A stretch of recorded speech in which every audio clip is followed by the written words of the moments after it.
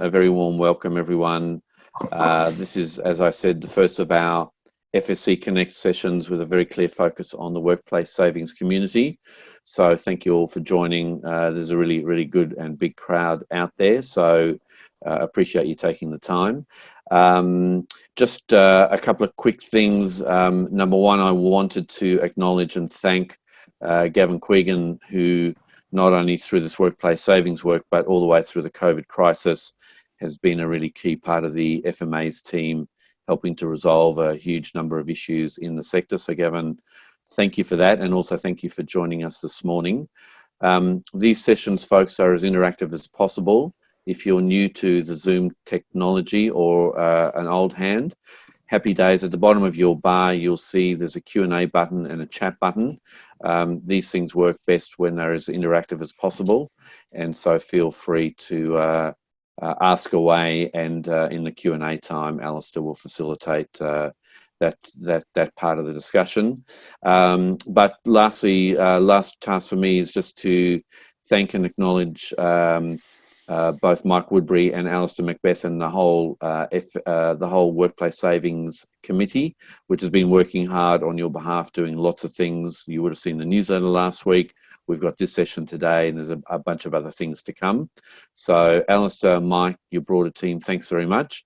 And I'm going to hand you over to, in Alasdair's capable hands, technology allowing, to frame the session and welcome the speakers. Alasdair. Thank you very much, Richard, and welcome everyone to this, the first FSC Workplace Savings webinar. We hope you've all travelled well through the lockdown, and your family and friends have remained safe and well and continue to do so. We have an amazing turnout today with over 100 participants, and we thank you all for taking the time out of your day to attend. I think the high number of attendees shows a lot about the concerns and uncertainty that the industry is experiencing. It's also the high regard we have for the input that Gavin gives to the workplace savings community, and of course Mike's expertise. So thank you both for the work you put into presenting today. Although we've been in lockdown, of course the financial markets haven't been, and a lot of issues have arisen as a result of the volatility in the financial markets. 30 limit breaks and SIPO breaches, difficulty in valuing assets, blowout of buy-sell spreads, and of course facing regulatory reporting requirements and regulatory deadlines. But I think most concerning of all has been the schemes that offer member choice, members switching from growth funds to conservative funds, thereby locking in the losses they've suffered. These are all concerns that I know we all have been worried about. Before handing over to Gavin, who will be our first presenter, I just want to make a few comments about the FSC Workplace Savings Committee and assure you that it's up and running, and it's determined to continue the fantastic work that was done for many years by Workplace Savings New Zealand. The committee currently consists of Paul Drummond and myself as co-chairs, Andrew Johnson, Bruce Duffman, David Beagle, Philip Skinner, Mark Davis, Mike Woodbury, Philippa Glassy, Steve Grant and Tim McGuinness, as well as Heidi Stroud and Richard from FSC. It's a good cross-section of our community and is working well and is fully engaged on the issues that concern you and will continue to do so. Indeed, the topics being talked about today saw significant input from the committee in trying to ensure that we've got good outcomes and that the policy makers and FMA knew the issues and the concerns that we had. You would have received our first newsletter last week, and it is our intention to send out regular newsletters. The things that are focused on workplace savings in our community. And please, it goes without saying that please reach out to any member of the committee or FSC with any issues or concerns that you have or anything that we think we should be taking up on your behalf. I reiterate what Richard said about the Q&As and chat box. Please feel free to fire through your questions during the course of the presentations, and we will pick those up at the end and try and answer as many as we can. But now, Gavin, it's my pleasure to introduce you. No one you don't need the introduction. We all know you. And good to know that B is progressing well in the lockdown. I must admit, it's looking very sharp on your new image there, Gavin. So I'll let you lead off with the issues that that you're going to be talking about today. Thanks, Gavin. Thank you very much, Alasdair, and thanks to the FSC team for arranging this virtual lit forum. And yeah, I'll just start with a few opening comments. I'm sure everybody's interested in the 31 March limit break and related party reporting that restricted schemes have. Everybody completed it except for one scheme that I had to follow up on. Out of the 92 restricted schemes that were required to lodge limit break reports, we only actually had 2 schemes which reported a limit break over the quarter. You appreciate that we've also been very busy working with the FSC and other industry bodies and parties to put in place a range of regulatory relief to assist MIS managers in restricted schemes. And Mike Woodbury will give us an overview of some of those aspects shortly. Just with regards to defined benefit schemes, many of you will have received my letter suggesting trustees review whether actuaries the funding position and the underlying actuarial assumptions for the scheme where necessary. And you know, I've had some feedback on that, which in the main has been positive, and people I think respect the fact that the playing field at this point in time has changed dramatically. As always, I'm happy to have informal discussions with advisors and trustees, and I note that already I've had a discussion with the actuary of one scheme and the chair of trustees to in relation to an employer who was being very hard hit by COVID-19. So yeah, open to those sorts of discussions as always. As you'll be aware, FSC and FMA have been looking at the right sizing of the FMCA legislation for restricted schemes, and we've put in place the custodian assurance reporting exemption, which many schemes will be able to get the benefit of, and of course reduce those compliance costs, which is I think a very important aspect in relation to employer-sponsored schemes. We've also in that space now received back in the middle of February from the Workplace Savings Committee some additional information in relation to the wish list, and I'd just like to thank at this point in time those people that assisted in putting together that additional information, which is very useful in framing which of the those wish list items should be moved ahead first. But at this point in time, it will be a bit of a slow burn given the recent COVID events, etc., and just what's on everybody's plate. And thanks also to the LITs who have lodged their annual reporting returns to FMA, and for those few that are still working on them, if you've got any problems, you know, feel free to give me a ring, and or drop me an email. The next aspect I'd just like to touch on is FMA, at the request of FSC members, put together a Q&A in relation to SIPO limit breaks, and hopefully that will assist MIS managers and restricted scheme trustees during the current market volatility to understand FMA's expectations a little more clearly. The FSC Workplace Savings Committee newsletter to LITs and restricted schemes issued last Friday gave the link to the page on the FMA's website, which contains those limit break Q&As.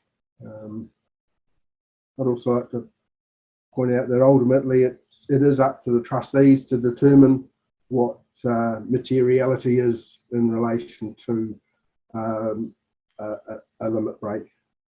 At this point, I'd like to pass over to Mike now to talk about some of the various COVID-19 regulator reporting relief measures that have been put in place. Yeah, thanks very much, Gavin, and hi, everybody. Commentators have called the government. We seem to have a glitch. Hopefully it'll come back. Might come back with us shortly. Alasdair, I wonder, just whilst we're waiting for Mike's connection to resume, whether we just head to the Q&A with Gavin. If there are any particular questions that are out there, we could jump into that part of the conversation whilst Mike comes back. Mike, do you want to, Gavin? Do you want to? You were going to finish off with looking ahead. Do you want to move to that now until Mike comes back to us? Yeah, I'm happy to do that, Alasdair. The final aspect that I just wanted to draw to everybody's attention is that on our website there is details about how to go about applying for individual no action relief where a market participant may have or may be about to breach a regulatory obligation, which is a direct result of COVID-19. FMA expects the breach to be subsequently remediated, and details of how to apply for a no action relief is covered on our website. And again, if anybody wants to discuss a particular restricted scheme issue, including of course on a no names basis, although quite often I can very quickly identify what the scheme is, but yeah, I'm always happy to chat about any specific issues that might come out of the woodwork for schemes. Yeah, just looking as far as the right sizing is concerned, what can we look forward to? I suppose, as far as I know, there's a wish list. Looking at the ones that are actually in the pipeline, policy is actually decided that they're appropriate. What can we expect, and any idea of timing? So yeah, as I sort of indicated before, Alasdair, at the moment our policy team is fairly well flat out on COVID related issues, and if in relation to class exemptions, of course, we're required to use the services of Parliamentary Counsel Office for the drafting of class exemptions. But one of the ones that I think is high on the agenda, especially from my perspective, is just that limit break and related party reporting on the quarterly basis, because it's a tight time frame that everybody has to work to, and also it's, you know, the majority of returns are nil returns. You know, even with the quarter end of 31 March, we actually only had 2 schemes which had a limit break. So it just seems to be a complete waste of everybody's time preparing and lodging these returns. So I'm certainly keen to progress that one as soon as we've got some spare capacity within our policy team to put that exemption in play. Yeah. Gavin, with as far as this DB schemes are concerned, as far as time, there's some thoughts about for schemes that are insolvent or nearing insolvent, there might be a workout. Can you just give some clarity regarding what FMA's views are towards some possible leniency towards bringing the fund, back into solvency? I suppose there's a couple of aspects to that question, Alasdair. I suppose that the first one is whether or not the employer has got immediate cash flow problems as a result of COVID-19, which really means that they need to, if they are currently contributing, need to actually go on a contribution holiday for cash flow purposes, and very receptive to discussions in that space, bearing in mind that the expectation would be that the trustees, if they went on, for argument's sake, a 6-month contribution holiday, whilst business gets up and going again and the export markets are operating efficiently, then the actuary would then calculate what funding, how to build that funding into the balance of 3 years to the next actuarial valuation or whatever. So there's, but yeah, I think we need to be very cognizant of employers' cash flow issues at today's date. So what you're saying really is you expect engagement with the trustees and the employer, and it'll be a discussion regarding what sort of latitude you'll give the employer as far as this funding obligation is concerned. Well, on a case-by-case basis. They're underwriting it, so yeah, but we've all got to just be cognizant that they, in these extremely unusual times, that the flexibility needs to be built in. At the end of the day, the employer is still underwriting the scheme ultimately, but to get it back on an even keel, it may be that a shortened actuarial review is required just to look at purely at the funding, or alternatively, if it's close to the end of the 3-year cycle, that a full valuation's done a little bit earlier once the employer is back and cash flow positive and can afford to make those employer contributions.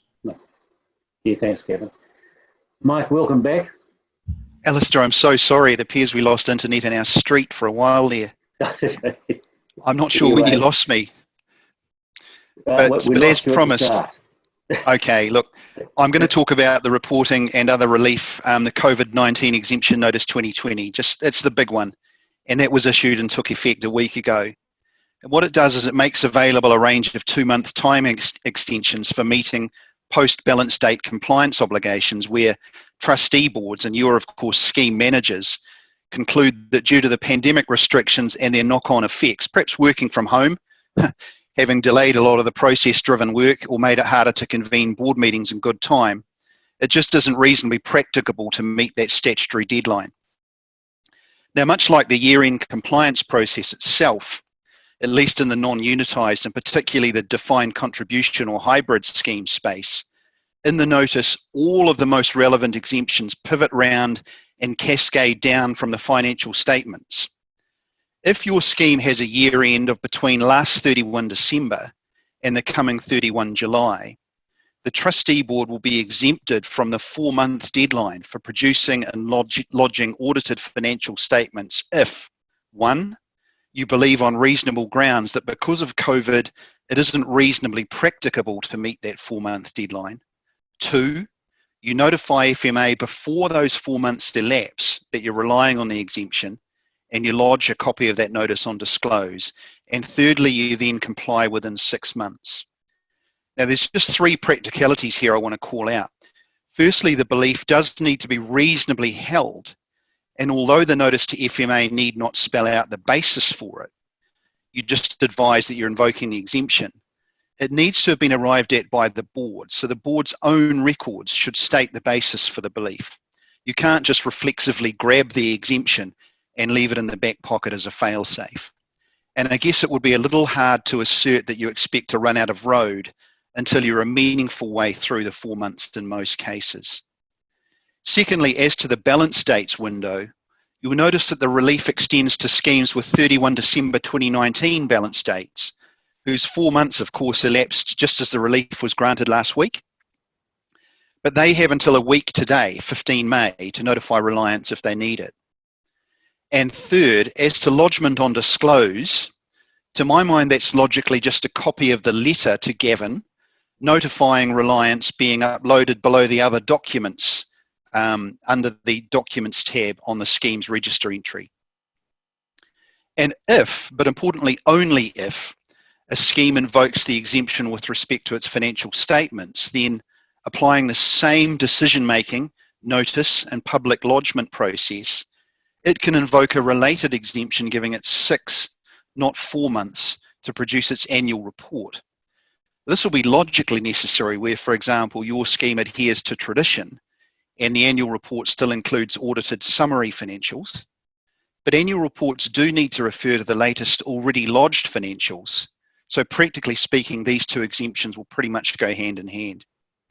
Now, there are 2 more key exemptions specific to restricted schemes, though only to those non-unitised DC or hybrid schemes with 31 January to 30 July balance dates, which apply year-end earnings rates determined by reference to audited financials to member balances.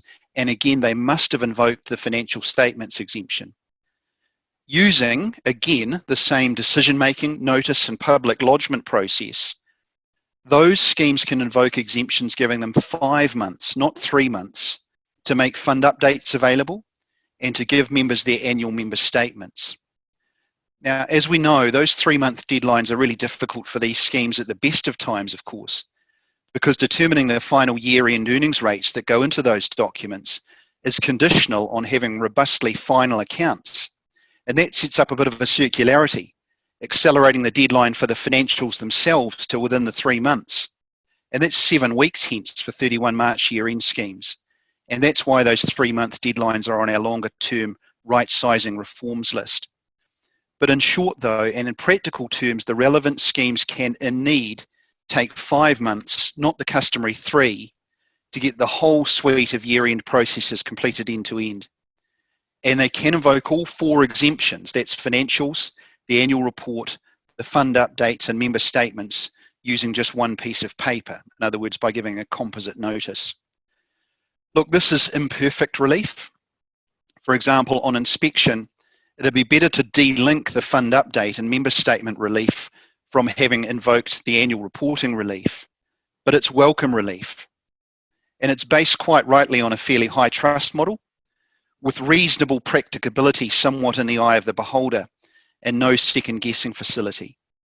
So we commend and we thank those responsible for it. And many of you won't need it, and if so, happy days, but it's a really useful backstop.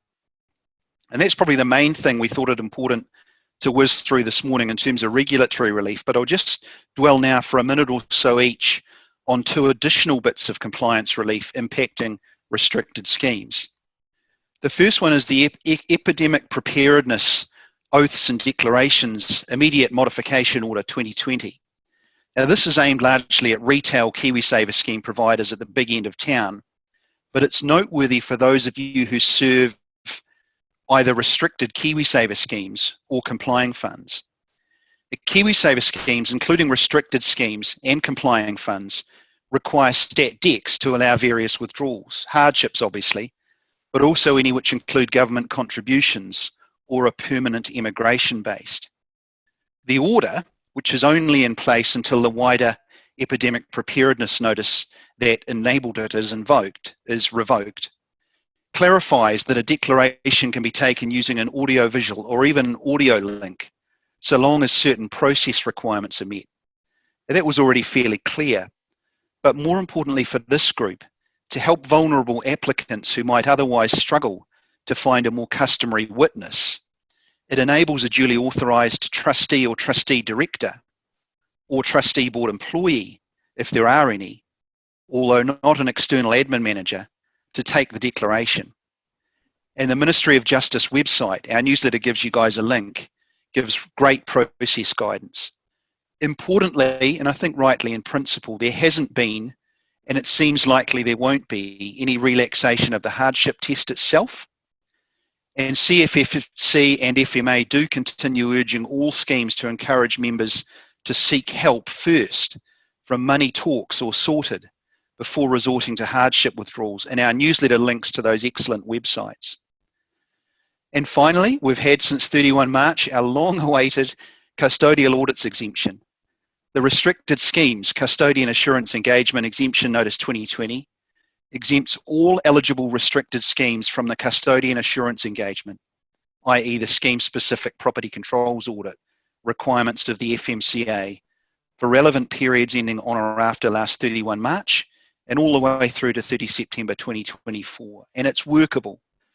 95% or more of scheme assets by value need to comprise what are called standard assets, but those include New Zealand domiciled managed investment schemes, whether registered or otherwise, bank term deposits, bank issued call debt securities, interests in most Australian registered schemes, New Zealand government bonds, and even interests in European UCITS funds. The scheme needs to have an external admin manager which performs all the admin with respect to holding scheme property and gives certain certifications, including as to quarterly or more frequent reporting to trustees, and obtains its own sort of pan-client controls report each year. Importantly, if that report is qualified, and mistakes will happen, the exemption notice can still be relied on for the relevant year, and indeed the next year, so long as in the interim FMA is told why the report was qualified and how the relevant issues will be fixed, and the auditor confirms to it that those issues have been satisfactorily addressed. The exemption isn't retroactive. That's not possible legally. But that's also a good thing because it wouldn't be possible to retrofit compliance with all the conditions. FMA's confirmed more particularly that it won't take any action with respect to schemes already, of course, having relied en masse on the exemption while it was pending. For completeness, under the financial reporting exemption notice that I summarised before, anyone invoking the custodial audits exemption as at a relevant date of 31 March this year, and I know there's at least one, can have 6 months to complete it if they notify FMA before the 4 months elapses.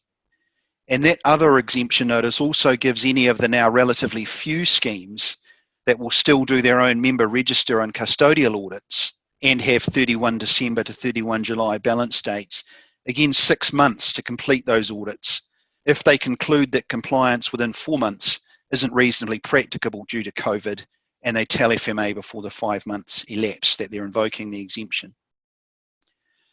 The newsletter lists a range of other committee irons in the fire, and there's a long list of them, but there's really just one that I wanted to call out here this morning. FMA recently consulted on a review of its funding and levy requirements, in which, in practical terms, it contemplates an option 3 pricing structure that, if implemented, would increase the levy charged, for example, to a closed DB scheme worth just north of 100 million by more than 2/3 to just under $50,000 a year. And the largest restricted scheme in attendance today would pay over 200,000. We've submitted in the strongest of terms that we expect a levy structure such as this would mean the levies imposed on restricted schemes materially outstripped FMA's actual performance monitoring costs for the sector and would create a significant cross-subsidy. Be assured, we've sought a differential levy structure for restricted schemes, and while we're at it, clarification that their sole purpose custodians need not pay custodial levies.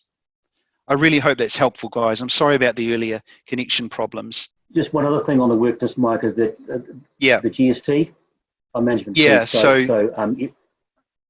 you go. Yep, GST treatment of registered schemes is actively under review, and we're taking an active interest for our part. It's still a work in progress, but we've got the opportunity to influence reform in that area as well. Yeah. No, thank you for that. So just one thing I just want to add, Mike, to that that question about the oaths and declarations and signing things. It's signing at a distance. It's got its challenges, and witnessing documents got its challenges. And one of the things that we found is this is the company's office has its own rules. And so looking at filing with the company's office around disclosed, sometimes their ideas about how things should be signed are a bit different. So just be careful Yes. and engaging engage with the company's office as far as what their requirements are, because that can be quite challenging. Gavin, in the future, we're talking about sort of what's what's happening in the future. Anything else on your radar? Once we sort of get through the sort of challenging period at the moment as to what's up next for restricted schemes. Nothing specific, Alasdair. Just carrying on in relation to the defined benefit schemes, I noticed that one participant asked actually about specifically about the 5-year sort of rule for clearing any underfunding. Yeah. And I think in the current environment that we would be open to a discussion or in relation to any specific scheme that where the employer would find that sort of obligation that we've put in place to clear that deficit, to utilise a longer period if necessary to spread that over. So that in relation to that, I'm also open to discussion in relation to the 5-year expectation. Mike, do you just want to the congenital condition? You just want to sort of just flesh that out a little bit as far as complying funds are concerned. Yeah, so a couple of changes that will touch most schemes in attendance took effect on 1 April. The first one is the addition to the KiwiSaver scheme rules, and by extension the complying fund rules of the new congenital life-shortening congenital illness early withdrawals facility. A life-shortening congenital illness is one that is either on an approved list of ailments that is wending its way through the regulatory process and is some months away, or as a backstop one that's expected to result in the sufferer or sufferers generally not making age 65. The idea behind it is that those people who are sufferers of life-shortening congenital conditions, i.e. conditions they were born with, have the facility to make early withdrawals, not predicated on having retired, but at a date that is treated like a retirement date, so that they can enjoy an active retirement earlier than the rest of us enjoying some of their retirement savings in so doing. That's got to be added to a complying fund trusteed by amendment, regrettably, because it's not implied in, but that can be done, I guess, in due course. And it's treated analogously to serious illness. We need stat decs and some medical declarations. Another change that took effect on 1 April, obviously, is 1 or 2 tweaks to the PI legislation. The fact that if you underpay your PI tax, it's no longer kicked into the marginal tax rates regime, but basically there's a wash-up process whereby the PI tax shortfall is made good and no more. And conversely, if you overpay PI tax, and we're all doing cartwheels, for the first time you can get a repayment. That impacts obviously disclosures and PDSs and so forth. Again, the regs are still a work on, but we need to be pragmatic in the meantime and make sure that those disclosures are at least correctly descriptive of how the law has changed, and back ourselves to invoke that little Reg 9 in the FMCR that says you can tweak prescribed wording to render something accurate. So a few things going on. Congenital illness-based early withdrawals is an initiative that stemmed from a chap called Tim Fairhall, as most of you will have read about he's a Down syndrome sufferer with a life expectancy of about 58. It's a fabulous initiative. It is, absolutely. Well, I think we're just about there for our time. Do you want any closing comments, Gavin, Mike? I think we should, while we're all together as a restricted schemes community, acknowledge Janet Brownlee, who has sadly passed away recently. Understand we'll be acknowledging her contribution in the newsletter today. She was a fabulous contributor, not only to various committees, but also to seminars and a lot of the really valuable grunt work that has kept the Waka moving faster. So we'll remember her today. Yes, she was. No, thank you for that, Mike. Well said. Well, Gavin, Mike, thank you very much for the work you put in today, and Gavin, it's been very useful, I think, to all the participants that have been on board. So thank you for that. Yeah, it's a thank you, Alasdair. Just to everybody, just say that you'll receive, when you log off, you'll receive an evaluation form, and please ask you to complete that. It also will have a few boxes to complete about other topics that you might like to hear about. And so we do encourage you some thought to those, so that we can, I suppose, deliver what you want. And if we do these again, we can make sure that the content is what you wish to have and what you expect. So, look, thank you very much for your participation again, and we look forward to seeing you when the lockdown's over. And I think one thing we are conscious of is we haven't met for a while, but we were looking at having something so we can get together and share some convivial time and some stories together once we're through this. So all the best, everybody, and thank you for participating. Thank you.